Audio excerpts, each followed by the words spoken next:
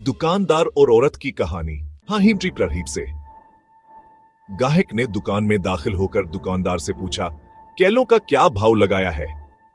केले 12 दरहम और सेब 10 दरहम। मुझे 1 किलो केले चाहिए, क्या भाव है? केले 3 दरहम और सेब 2 दरहम। अल्हम्दुलिल्लाह। दुकान में पहले से मौजूद गाहक ने खा जाने वाली गजबनाक नजरों से दुकानदार को देखा।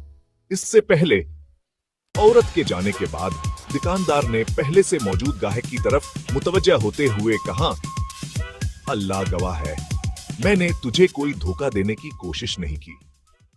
टाइम पॉइंट ऑफ आई। यह औरत 3 बच्चों की मां है, किसी से भीख सीक्सम की मदद लेने को तैयार नहीं है। मैंने कई बार कोशिश की है और हर बार नाकामी हुई है। अब मुझे यही तरीका सूझा है कि जब कभी आए तो वैसे कम से कम दामलगा को चीज दे दो। मैं चाहता हूं कि हंसका भर मुकायमर है और इसे लगे कहूं किसी की महताज नहीं है। मैं यह तजारत अल्लाह के साथ करता हूं और इसकी रज़ा खुशनूदी का ताल्लुक है। ये औरत हफ्ते में एक बार आती है।